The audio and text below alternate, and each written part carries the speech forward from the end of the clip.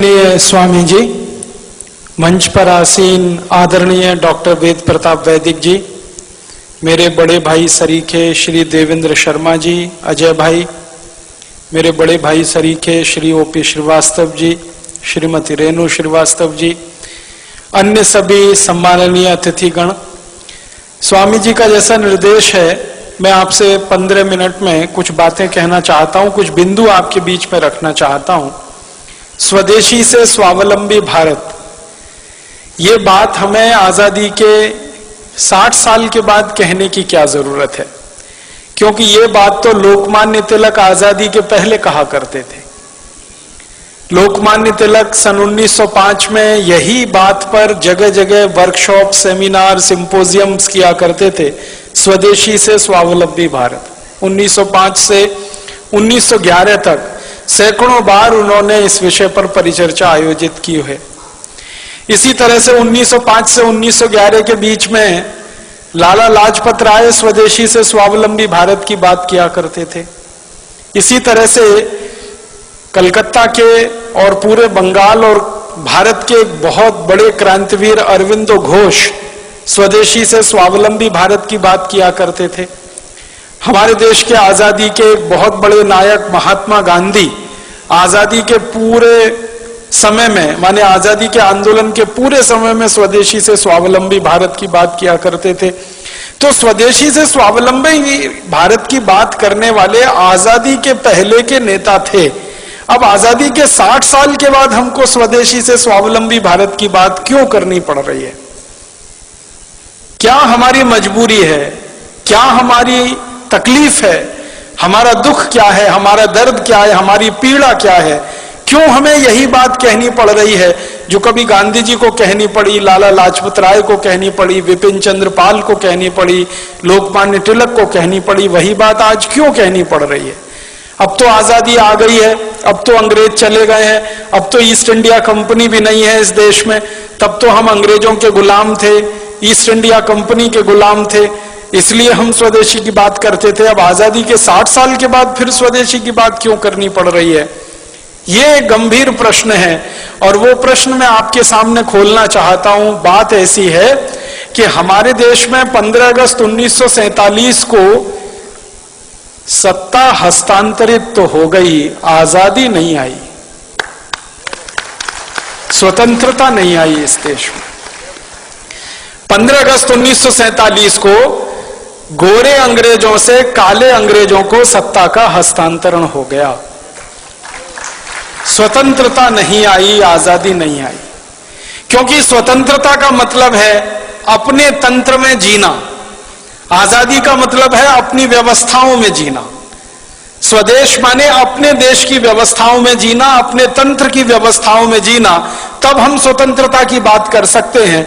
लेकिन आजादी के 60 साल के बाद तो एक भी तंत्र ऐसा बना नहीं इस देश में जो अपना हो। जिस संसद से कानून पारित होते हैं वो संसद अंग्रेजों की बनाई हुई है, वो अपनी कहां है? ये गोल गुंबद जो शून्य जैसा है, ये तो अंग्रेजों का बनाया हुआ ढांचा है 1927 में, जिसको महात्मा गांधी ने बहुत कड़े शब्दों में कहा था कि बम लगा के उड़ा दो इसको। गांधी जी के शब्द हैं ये। संसद को उड़ा दो, राष्ट्रपति भवन को उड़ा दो, क्योंकि वो वॉयसराय का घर हुआ करता था, गुलामी का प्रतीक है। तो गांधी जी से किसी ने कहा कि बापू आप तो अहिंसा वाले आदमी हैं और आप कह रहे हैं इसको उड़ा दो, तो उन्होंने कहा गुलामी के प्रतीकों को संभाल कर नहीं रखा जाता। कोई देश दुनिया में ऐसा नहीं है जो अपनी गुलामी के दौर के प्रतीकों को साज कर, संवार कर, धोकर और पोंछ कर रखता। हमने रखा हुआ है। हमारा तंत्र जो संसद हमने बनाई है, दुर्भाग्य से जिसको हम संसदीय लोकतंत्र कहते हैं, ये तो अंग्रेजों का सिस्टम है पूरा का पूरा, जिसको इंग्लैंड में वेस्टमिनिस्टर सिस्टम कहा जाता है, उसको हमने दुर्भाग्य से पार्लियामेंट्री डेमोक्रेटिक सिस्टम कहना शुरू कर दिया, जो कहीं से भी पार्लियामेंट्री नहीं है और कहीं भी डेमोक्रेटिक नहीं। आजादी आई नहीं है, स्वतंत्रता मिली नहीं है। बस इतनी ही स्वतंत्रता और आजादी है जो मैं आपसे कह रहा था कि पहले गोरे अंग्रेजों का शासन चलता था, अब काले अंग्रेजों का शासन चलता है। व्यवस्थाएं सबकी सब वही हैं, कानून सबके सब वही हैं, नीतियां सबकी सब वही हैं, सब कुछ अंग्रेजों के जमाने का आज भी चल रहा है इस देश में। इसलिए हमको आज भारत स्वाभिमान की तरफ से स्वदेशी की बात फिर करनी पड़ रही है, क्योंकि सब कुछ अधूरा है 15 अगस्त 1947 के बाद। मैं आपको बहुत दुख के साथ एक बताना चाहता हूं, अंग्रेजों ने भारत को गुलाम बनाया और भारत जैसे 50 देशों को गुलाम बनाया। उनमें से कुछ देश हैं जैसे कनाडा है, ऑस्ट्रेलिया है, न्यूजीलैंड है, ये एक ग्रुप के देश हैं। भारत है, पाकिस्तान है, बांग्लादेश है, ये दूसरे ग्रुप के देश हैं। मॉरिशस है, श्रीलंका, ये तीसरे ग्रुप के देश हैं। ये ग्रुपिंग किस तरह की है? अंग्रेजों ने 3 तरह के देश गुलाम बना के रखे थे। एक देश को अंग्रेज कहा करते थे self governing colonies. Self governing colonies में ये था कनाडा, ऑस्ट्रेलिया, न्यूजीलैंड, ये अंग्रेजों का गुलाम था, लेकिन इनकी कैटेगरी थी सेल्फ गवर्निंग कॉलोनीज। माने वो देश कुछ कुछ अपने हित के कानून खुद भी बना सकते थे, लेकिन ज्यादा कानून अंग्रेज बनाते थे। दूसरे ग्रुप में श्रीलंका, मॉरिशस जैसे देश थे, जिनको क्राउन कॉलोनीज कहा जाता था उस जमाने में। क्राउन कॉलोनीज में श्रीलंका था, मॉरिशस था, ये सूरीनाम वगैरह ये देश थे। और तीसरा था डिपेंडिंग कॉलोनीज, उनमें भारत, पाकिस्तान वगैरह वगैरह थे। डिपेंडिंग कॉलोनीज सबसे खराब गुलामी का ढांचा था, सबसे खराब गुलामी का। उसमें क्या होता था कि आपको अपने हाथों, अपने देश के लिए, अपनी व्यवस्थाओं के लिए कुछ भी करने का अधिकार ही नहीं है, सब कुछ अंग्रेजों के पास है, आप तो उनके पूरे डिपेंडेंट हैं। तो वो हम डिपेंडेंट अंग्रेजों के हो गए, क्योंकि हमारे यहां गुलामी आ गई और वो हमारी कुछ छोटी मोटी गलतियों से आ गई। ईस्ट इंडिया कंपनी यहां व्यापार करने के लिए घुस गई। एक राजा था जहांगीर, उसने आगा न देखा न पीछा, लाइसेंस दे दिया व्यापार करने का। जैसे आजकल हमारे नेता विदेशी कंपनियों को व्यापार करने के लाइसेंस दे देते हैं, थोड़े से पूंजी के लालच में कि विदेशी पूंजी आएगी, थोड़ी विदेशी पूंजी आएगी। इन मूर्ख नेताओं को यह नहीं मालूम है कि बाहर के बोतल के दिए हुए खून से कोई मरीज जिंदा नहीं बचता। अगर किसी व्यक्ति का खून बनना बंद हो जाए, अगर किसी देश में पूंजी का उत्पादन होना बंद हो जाए, तो बाहर की पूंजी लाकर किसी देश का विकास नहीं हो सकता। जैसे किसी मरीज के शरीर में खून बनना बंद हो जाए, तो बोतल का खून चढ़ाकर कितने दिन जिंदा रखेंगे आप उस मरीज को? आखिर उसको आज नहीं तो कल अपना खून बनाना ही पड़ेगा, तभी वो जिंदा रहेगा। वैसे ही पूंजी की जरूरत है, तो पूंजी उत्पादन का तरीका बढ़ाना पड़ेगा, बनाना पड़ेगा, न कि ये कि हम भीख मांग के हमेशा पूंजी लाएंगे। तो विदेशी पूंजी पर आधारित ये देश बनाने के चक्कर में सारे दरवाजे खोल दिए। आजादी मिलने के 50 साल भी पूरे नहीं हुए, सारे दरवाजे फिर खुल गए। फिर से विदेशी कंपनियों का स्वागत है, ग्लोबलाइजेशन है, लिबरलाइजेशन है, प्राइवेटाइजेशन है, हजारों हजारों कंपनियों को बुलाया जा रहा है। हर एक क्षेत्र में उनको व्यापार करने का लाइसेंस दिया जा रहा है। जिन जिन क्षेत्रों में हम व्यापार करते थे अच्छा, वहां भी उनको बुलाया जा रहा है। पानी बेचने के लिए विदेशी कंपनियां आ गई, आलू का चिप्स बेचने के लिए आ गई, टमाटर की चटनी बेचने के लिए आ गई, आम का अचार बेचने के लिए विदेशी कंपनियां आ गई, डबल रोटी, पाव रोटी बेचने के लिए, अंडरवियर, बनियान बेचने के लिए विदेशी कंपनियां, क्रीम पाउडर, लिपस्टिक बेचने के लिए विदेशी कंपनियां। साधारण सी छोटी छोटी चीजों से लेकर हर बड़ी चीज तक सब कुछ विदेशी बेचेंगे इस देश में, ऐसा माहौल बनाया जा रहा है। और उसी में जीएम फूड वाली विदेशी कंपनियों के लिए भी लाइसेंस दिए जा रहे हैं और उनको भी यहां बुलाया जा रहा है। जिनको बुलाने को दुनिया का कोई देश तैयार नहीं है, उनको भारत सरकारें दरवाजा खोल के बुला रही हैं, आइए हमारे यहां, जो करना है करिए, बस थोड़ा सा हमको पूंजी निवेश की जो जरूरत है उसमें पूर्ति होती रहे, थोड़ा टैक्स मिलता रहे और नेताओं को वाइंडिंग अप चार्जेस मिलते रहे, रिश्वत मिलती रहे, घूस मिलती रहे। हर विदेशी कंपनी के लिए दरवाजा खुला है। ऐसा लगता है कि भारत कोई खैराती धर्मशाला हो गया है जिसमें हर एक के लिए दरवाजा खुला है, सबको बुलने आने की खुली छूट है। अभी थोड़े दिन पहले हम जिनको भगा रहे थे भारत छोड़ो, अब उनको बुला रहे हैं वापस आओ। 1942 में महात्मा गांधी का नारा था इस देश में, क्रांतिकारियों का नारा था क्विट इंडिया, छोड़ो भारत। अब हमारे देश के प्रधानमंत्री और मुख्यमंत्रियों का नारा है निट इंडिया, वापस आओ, KNIT, फिर जुड़ जाओ हमारे देश से। तो इतनी बेशर्म हमारे देश में नेतागिरी आई है, क्योंकि मैंने पहले ही कहा कि ये गोरे अंग्रेजों की जगह काले अंग्रेजों ने ले ली है। दिल दिमाग उनका वैसे ही चलता है जैसे अंग्रेजों का चलता था। आज हमारा देश दुर्भाग्य से पूरा का पूरा खतरे में है, क्योंकि ऐसे नेता देश में कुर्सी पर काबिज हैं जो हर क्षेत्र में विदेशी कंपनियों को बुला रहे हैं। उन्होंने इतिहास से सबक नहीं सीखा है कि एक गलती जहांगीर ने की थी जिसकी सजा पूरे देश ने 200 साल भुगती थी। अब लग रहा है कि जहांगीर ही जहांगीर पैदा हो गए हैं। मुझे तो कई बार ये व्यंग में कहने को मन करता है, जहांगीर मरा नहीं है, उसी की आत्मा हमारे देश के नेताओं में प्रवेश कर गई है। जो देखो विदेशी कंपनी को लाने के लिए विदेश जा रहा है, लाल कालीन बिछाकर उनका स्वागत कर रहा है। हमारा देश ऐसा हो गया। अब विदेशी कंपनियां घुस गई, हजारों हजारों की संख्या में घुस गई। इन कंपनियों ने जिंदगी के हर क्षेत्र पर कब्जा कर लिया। सवेरे आप सोकर उठें तो आपका टूथपेस्ट, बाथरूम में जाएं तो शेविंग किट्स, फिर नहाएं तो उसके बाद साबुन, फिर कपड़ा धोएं तो उसके साबुन, फिर बाहर निकलें तो कपड़े पहने, जूते पहने, चप्पल पहने, क्रीम पाउडर लिपस्टिक इस्तेमाल करें, सब कुछ विदेशी। सवेरे से शाम तक, रात को सोने जाए तो मच्छर भगाने वाली अगरबत्ती भी विदेशी, और जिस मच्छरदानी में सोए वो मच्छरदानी विदेशी, जिस बिस्तर पे सोए उसका गद्दा विदेशी, गद्दे के ऊपर चादर विदेशी, सब कुछ विदेशी हो गया। 50 साल पहले तक इस देश में स्वदेशी स्वदेशी स्वदेशी स्वदेशी मंत्र हुआ करता था। आज इस देश के नेताओं ने विदेशी विदेशी विदेशी सब बना दिया। तो आजादी के 60-62 साल में हर क्षेत्र में विदेशीकरण जब हो रहा हो तब स्वदेशी की बात करनी ही पड़ेगी। और आजादी के 60-62 सालों में जब हर क्षेत्र में परावलंबन बढ़ रहा हो तो हमें फिर स्वावलंबन की बात करनी ही पड़ेगी। इसलिए स्वदेशी से स्वावलंबन की बात आज हमें करनी पड़ रही है। मैं आपको एक बहुत खराब बात कहना चाहता हूं, लेकिन वो आपको जानना जरूरी है एक सच के रूप में। हमारे देश में आजादी जब आने के लिए आंदोलन चल रहा था, संघर्ष चल रहा था, तो नेताओं के 2 वर्ग थे। एक वर्ग था नेताओं का जो ये कहता था संपूर्ण आजादी चाहिए और अपनी शर्तों पर चाहिए, क्योंकि कोई भी देश दूसरे देश को गुलाम बनाए ये उसके संवैधानिक अधिकार का हनन है। किसी भी देश को गुलाम बनाना किसी भी सभ्यता में, किसी भी संस्कृति में, किसी भी समय में परमिसिबल नहीं है, उसकी अनुमति नहीं है।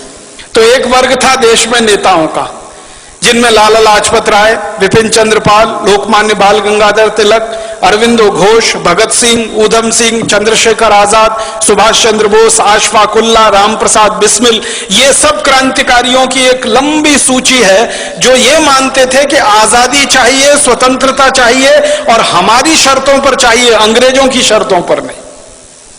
लेकिन इसी देश में एक दूसरा वर्ग था नेताओं का जो ये कहता था कि ना आजादी चाहिए ना स्वतंत्रता चाहिए, हमको तो अंग्रेजों की साठगांठ करके सरकार चाहिए। ना आजादी चाहिए ना स्वतंत्रता चाहिए, अंग्रेजों के साथ कुछ दोस्ती हो जाए, एक खराब शब्द है कोलिशन बन जाए अंग्रेजों के साथ, गवर्नमेंट हो जाए हमारी। एक नेताओं का वर्ग ऐसा भी था जिसके नेता थे पंडित मोतीलाल नेहरू, जिसके नेता थे फिरोज शाह मेहता, जिसके नेता थे सुरेंद्रनाथ बनर्जी, जिसके नेता थे सुरेंद्रनाथ सेन। ये नेताओं का एक वर्ग था जो ये कहता था अंग्रेजों से गठजोड़ करके किसी तरह भारत में एक ऐसी सरकार बने जिसमें पंडित मोतीलाल नेहरू और उनके सहयोगी मंत्री हो जाएं और अंग्रेजों का प्रधानमंत्री रहे, ये उसके नीचे मंत्री रहे, बस देश में चलता रहे। आजादी की क्या मतलब, स्वतंत्रता का क्या मतलब। तो एक वर्ग था ऐसे नेताओं का जो अंग्रेजों से गठजोड़ करके सरकार बनाना चाहता था, और एक वर्ग था ऐसे नेताओं का जो संपूर्ण आजादी और स्वतंत्रता लाना चाहता था। दुर्भाग्य क्या हुआ, जब यह देश आजाद हुआ तो जिस नेता के हाथ में यह कमान गई या जिन नेताओं के समूहों के हाथ में देश की आजादी की कमान गई, वो वही थे जो अंग्रेजों के साथ मिलकर किसी तरह देश में सत्ता और गठजोड़ करना चाहते थे। तो मानसिकता अंग्रेजियत वाली थी। तो आजादी मिलते ही उन्होंने देश में वो कुछ भी नहीं किया जो होना चाहिए था आजादी के तुरंत बाद। हमारी भाषा विदेशी हो गई क्योंकि हम गुलाम थे। आजादी आई तो भाषा स्वदेशी होनी चाहिए, वो नहीं हो पाई। हमारी भूषा विदेशी हो गई थी जो आजादी के पहले थी, हमारी भूषा स्वदेशी होनी चाहिए थी, वो नहीं हो पाई।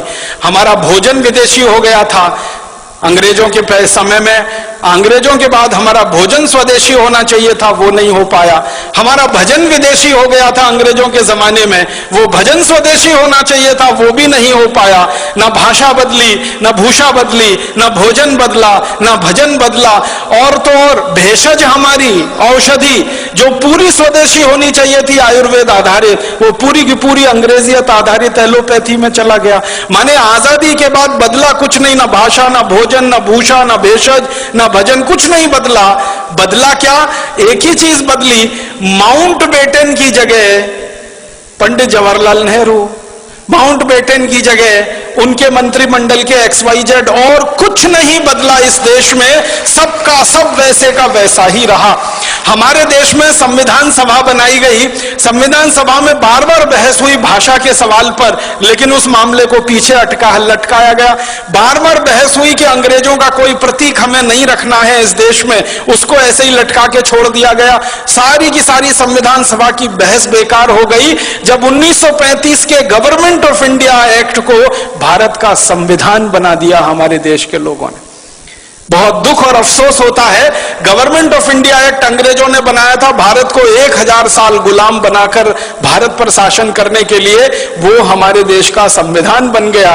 गवर्नमेंट ऑफ इंडिया एक्ट का कॉमा फुल स्टॉप और भारत के संविधान का कॉमा फुल स्टॉप आप मिला लीजिए, कोई अंतर नहीं है उसमें।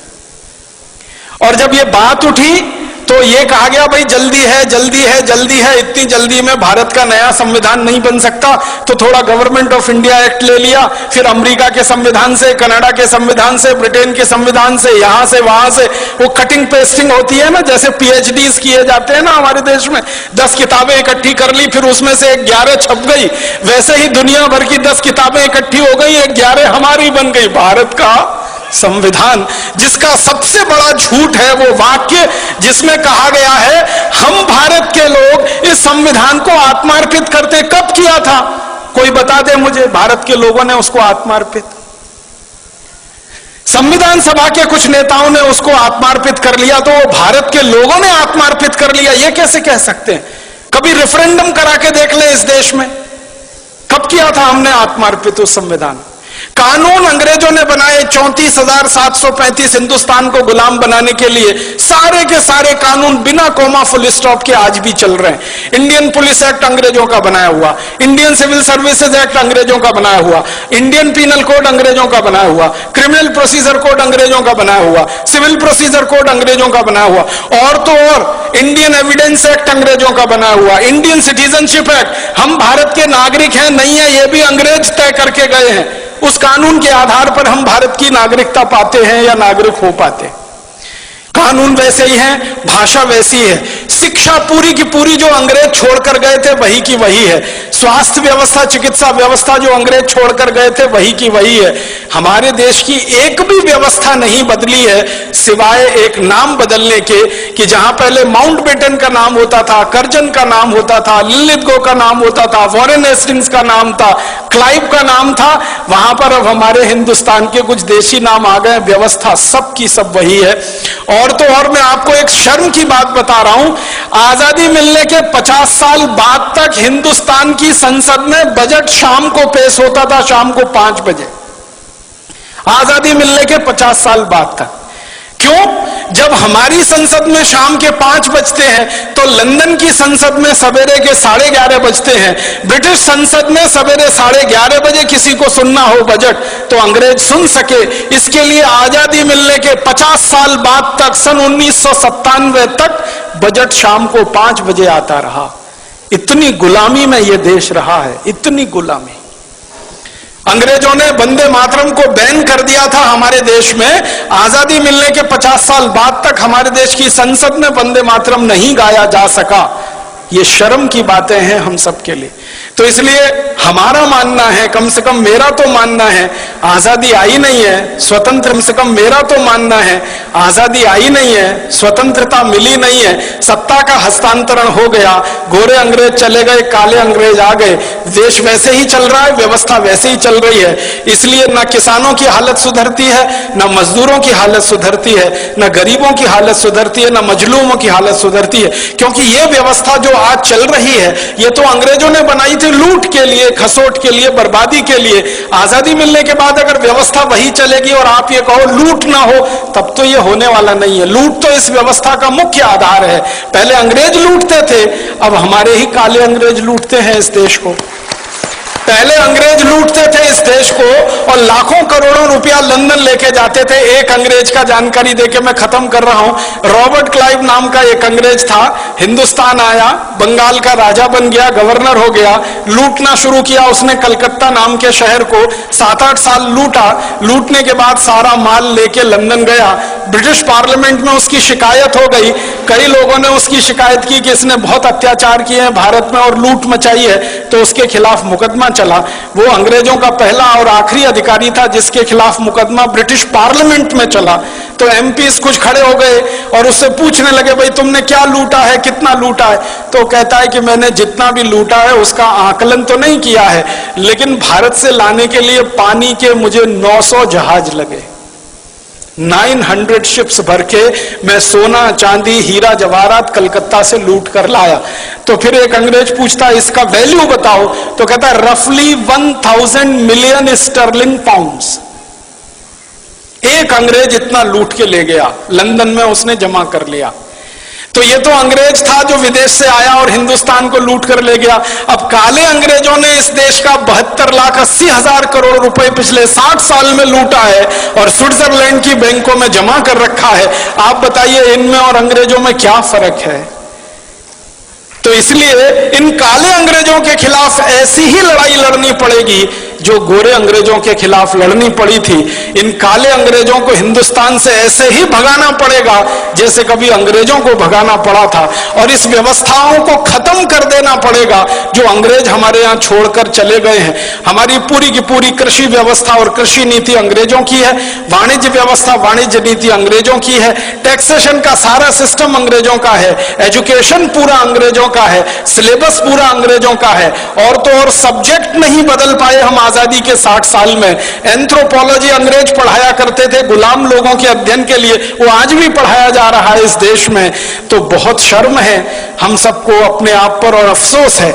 इसलिए हमें स्वदेशी की बात, स्वावलंबन की बात फिर कहनी पड़ रही है आजादी के 62 साल में। और एक अधूरी लड़ाई जो छूट गई 1947 15 अगस्त में, वो अधूरी लड़ाई को हमें पूरा करना है। स्वतंत्रता हमें लानी है, स्वराज्य की स्थापना हमें करनी है, स्वदेशी को लाना है, स्वराज्य और स्वदेशी को लाकर ऐसा एक तंत्र बनाना है जो सुजलाम सुफलाम भारत का प्रतीक बने। ये बोलकर आप सभी का आभार, बहुत धन्यवाद।